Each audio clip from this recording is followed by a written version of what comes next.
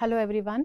I, Rajni Prashar, Assistant Professor of EC Department, is conducting the video lectures on KEC 053 with the subject name VLSI Technology as per AKGEC syllabus scheme. So this is the 15th lecture in this video lecture series, and we were covering the photolithography techniques. In the previous class, we have seen the optical lithography, that how the optical lithography is done. So in case of E-beam lithography, although your optical lithography is the most common technique that is used in the foundry, there exists some another lithography techniques. For example, we can have the E-beam lithography, we can have the X-ray lithography, we can have the ion lithography, right? So depending upon the source, which source we are going to use, for which source your PR material is sensitive to which kind of source. So depending upon that, we can have the optical lithography, we can have the electron beam lithography, X-ray lithography and ion lithography. Okay. So electron lithography offers a very high resolution because of the very small wavelength of electron, that is less than 0.1 nanometer for approximate 10 to 15 kilovolt electrons. Okay. So the resolution of the electron lithography system is not limited by the diffraction as in case of UV light. In case of optical lithography, we have seen that we have the standing waves when we project some UV light on the substrate. So that problem is not in the E-beam lithography. So the standing wave problem is removed with the help of this E-beam lithography. No diffraction will be there, but rather by electron scattering in the resist and by various abbreviations, the electron of the electron optics, we have some advantages over the other lithography techniques. The generation of it is used for the generation of micron and sub-micron resist geometries. Highly automated and precise controlled operation will be there. Greater depth of focus will be there. Sometimes we can use this E-beam lithography to directly write over the substrate without using the mask. We don't have to use the mask. The pattern will be engraved in the automated tools, and that where we have to write, we have to just switch on the E-beam, and where we don't have to write, we have to just switch off the E-beam. So the direct writing without mask can be done with the help of E-beam lithography. The biggest drawback of E-beam lithography is the low throughput, that is approximately 5 wafers per hour at less than 0.1 micrometer resolution. Therefore, the electron beam lithography is primarily used for the production of photo mask and in situations that requires a very small number of custom circuits. Okay, so it has the drawback that it has a very low throughput. Okay, it has a very low throughput. And there are two basic ways to scan the electron beam. In case of raster scans, suppose we have these two scans.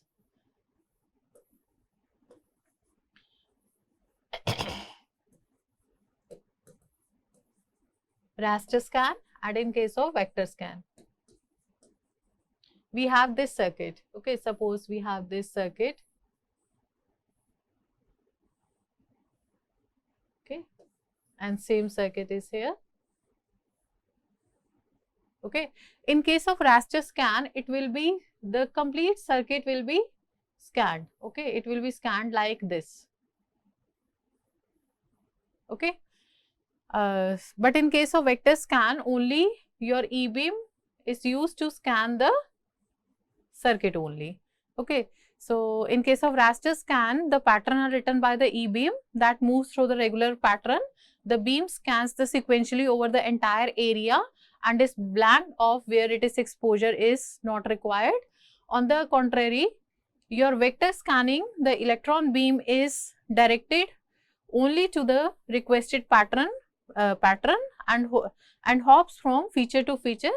The time is therefore saved in case of vector scan. Okay, so here we have to draw this pattern, right? So beam will be scanned, but it will be off over the not required areas, and in this circuit it will be on only.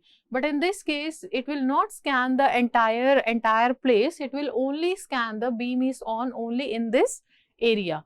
So in case of, obviously in case of vector scan, we are going to have the less time. So the resist which we are going to use in the e-beam lithography for positive electron resist, it is polymer electron interaction, which causes the chain scission, that is broken chemical bonds. So here is the example. In case of positive photoresist material, we have this PR material over that. So it will break the bond when it is exposed to E beams, and they will be easily soluble in the developer solution. But in case of negative photoresist materials, some cross links will be formed between the PR materials, and they will become more hard, and that they will not be etched away after the developing. Okay, so the common positive electron resist are methyl methacrylate, which is abbreviated as PMMA, and butene 1 sulfane, which is abbreviated as PBS.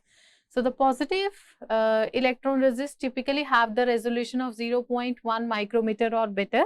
So when your electron impact a negative electron resist, the polymer linkage will be very strong, and some of the negative photoresist material that are used in e-beam technology is your poly, that is glycidyl methylcrylate, co-ethyl acrylate, which is abbreviated as COP, and it is the most commonly used negative photoresist material in e-beam technology. So like in negative photoresist materials, COP swells during the developing, and the resolution is limited to 1 micrometer.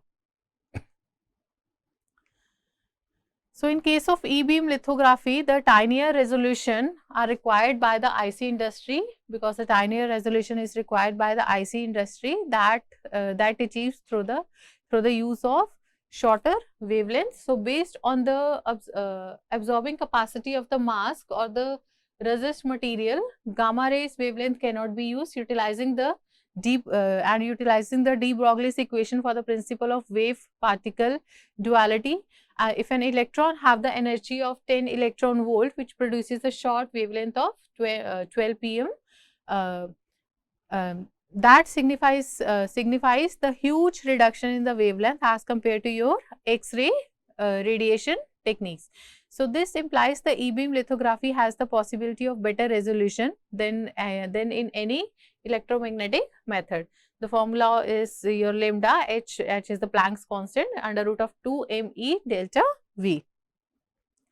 So this is the e-beam cluster, the cluster, complete cluster that we are going to use in the electron beam lithography scheme. So e-beam lithography replaces the photons with the, so in case of UV optical lithography, we were using the photons. So here we are going to use the electrons, which utilizes the different optical system for image formation, which known as the direct writing between the source and the resist. Electron beam lithography as shown in the figure. So here we have the electron gun. Some anode plates will be there. It will be with the help of electron gun, electrons will be projected, and with the help of this lens, they will be again projected towards the another lens, right? So some blanking plates will be there, so that we can switch off the e-beam as per our requirement. Then again with the help of lens or another stigmators. So your stigmators are used to shape up the pattern, and finally that after deflectors we have this substrate, we have the plane where we have to write the pattern. So electron beam write time, the minimum time to expose is given area for a given dose is given by the formula D multiplied by A is equal to Ti, where T is the time to expose the object, and it can be divided into exposure times per step size. A is the area exposed, that how much area is we are going to expose for the writing. D is the dose, I is the beam current.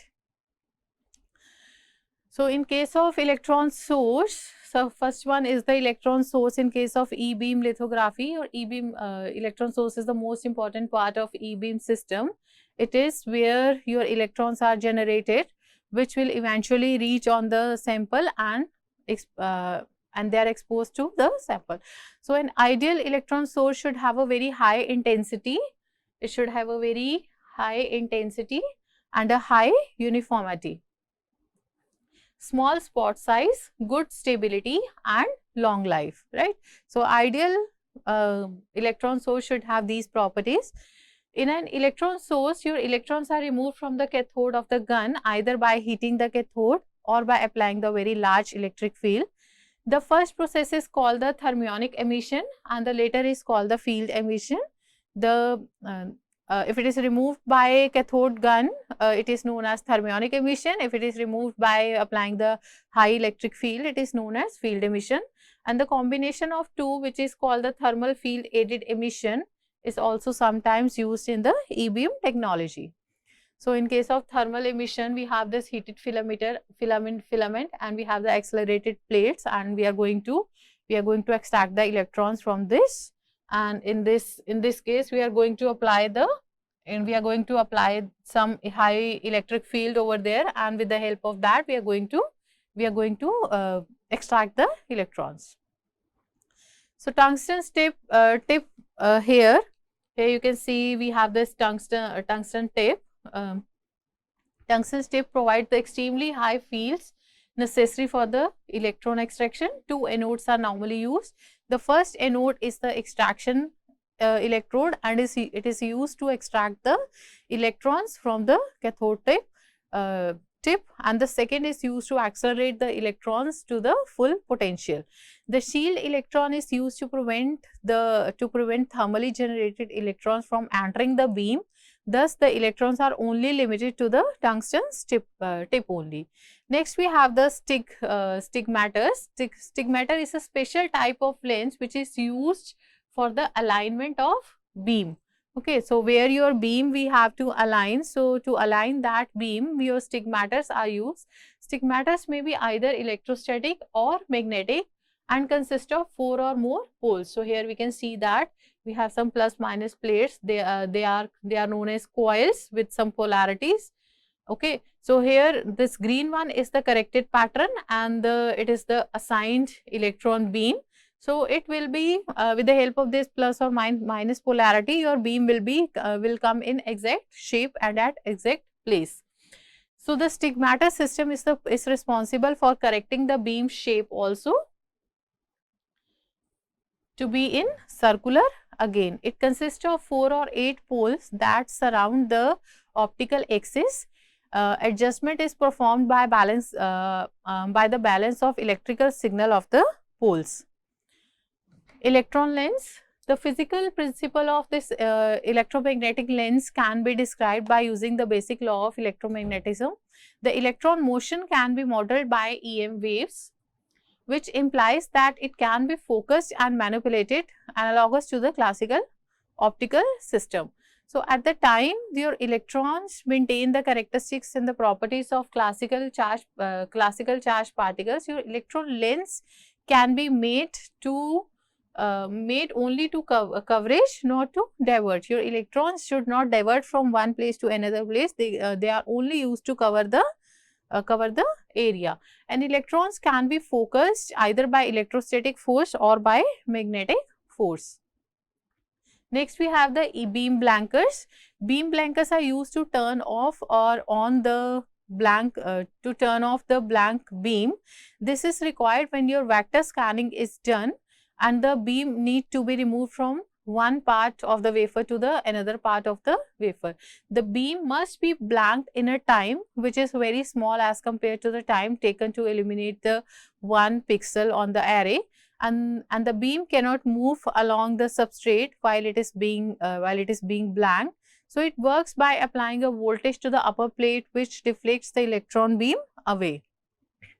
So these are the processing steps which any lithography in which we are going to follow in any lithography technique, whether it is optical lithography, whether it is electron beam lithography, X-ray lithography or ion lithography. So, the first one is the substrate cleaning, right? We have to clean the substrate. We have seen in the optical lithography that we have to clean the substrate. The contamination should not be there, so that we can have a proper application of the PR material.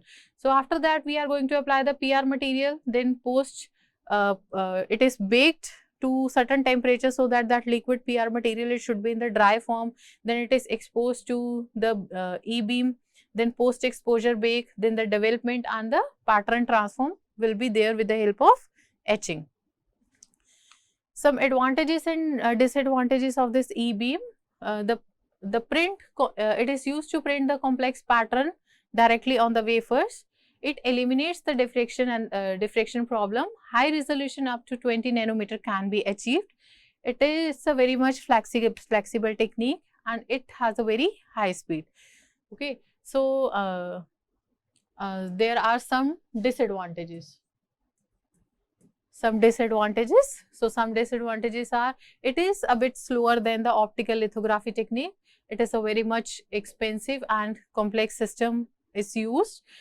Forward scattering and backward scattering will be there, and some secondary electrons will be emitted during the process. Some applications where majorly we are going to use this E-beam lithography. The first one is to form the nanostructured devices, where we need to form the very small devices in terms of nanometer, electron devices, optoelectronic devices, quantum structures, metamaterials, transport mechanism study of the semiconductor material, superconductor interface, MEMS, microelectromechanical systems, mask making, and direct writing on a non-planar substrate. Okay, last one is the direct writing on the non-planar substrate. So, next lithography technique is the X-ray lithography techniques. In case of X-ray lithography techniques, it employs a shadow printing method similar to the optical proximity printing, right? So, if you recall your childhood days, in the dark room, when we have a very small light source, if we go very close to that light source, the size of the shadow will vary if you move from one place to another place, right? So, the size of the shadow will be varied. The same principle we are going to use in the X-ray lithography technique. So, the X-ray wavelength, that is 0.4 to 5 nanometer, is much more shorter than the UV light. In case of UV light, we have the 200 to 400 nanometer. So, hence the diffraction effects are reduced and higher resolution can be attained. So, for instance, an X-ray wavelength of 0.5 nanometer and a gap of 40 nanometer with the line width of 0.2 micrometer can be achieved. So, in case of X-ray lithography, it has a very high throughput when it is compared to E-beam lithography, because the parallel exposure can be adopted. However, on account of the finite size of the X-ray source and the finite mass to wafer gap, some penumbral effect results, which degrades the resolution at the edge of the feature. In the next diagram, we are going to see that what is penumbral effect. So, as we are going to see that this penumbral blurred is denoted by this delta, and on the edge of the resist image, it is given by Ag divided by L. Okay. So, here in the diagram, we have this X-ray source. Okay. We have this X-ray resist, some silicon substrate is there, over that we apply the PR material. Okay, resist is applied, which should be sensitive to X-rays. Then we have this mask. G is denoted by this the gap between the mask and the resist. L is the distance between the X-ray source and the mask. Here we can see that the penumbral blurred, that we are projecting it here, right? But because of the shadow, it may be projected over some another part of the substrate also. Okay. So, A is the diameter of the X-ray, G is the gap spacing, L is the distance from the light source, X-ray. If A is equal to 3 mm, G is equal to 40 micrometer, L is equal to 50 centimeter, this blur effect we are going to have is 0.2 micrometer. And in additional, your geometric effect is the lateral magnification error due to finite mask to wafer gap and the non-vertical incidence of the X-ray beam. The projected image of the mask are shifted laterally by the amount of some d. This d is given by Rg divided by L. It is also known as run out. So this run out time d is equal to Rg divided by L, where R denotes the, this is the Plumb effect, this is the d. Here we are, it should be the mask pattern, but it is extended up to certain side. So where R denotes the radial distance from the center of the wafer, it varies from for a 120 mm wafer, the run out error called to be very large, that is 5 micrometer. For G is equal to 40 micrometer and L is equal to 50 centimeter. This run out error must be compensated for the during the mask making process. So in today's lecture we have seen the E-beam lithography, that what are the drawbacks of your optical lithography and how the E-beam lithography is used to overcome the drawbacks, where we can use the E-beam lithography, why it is not used for the fabrication of very large circuit, why it is used for the fabrication of small circuits and the mask only. And next we have seen the X-ray lithography. So this is all about the lithography techniques, that what basically is the lithography technique and what is the need of the lithography technique and what are the processes used for the lithography techniques. So after this lithography process, your substrate, we have this substrate, okay, and now we have created a window. Okay, we have created a window. Over this window, now we are in the next processing step, we are going to diffuse some material under this. So with the help of lithography process, these windows are now created, and in these windows we are going to diffuse some of the material. The second section of this unit is the deposition.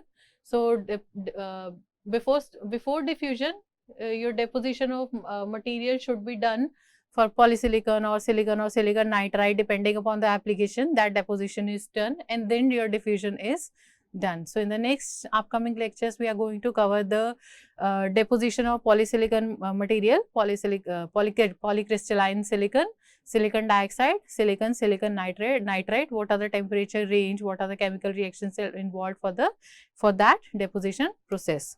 Thank you so much.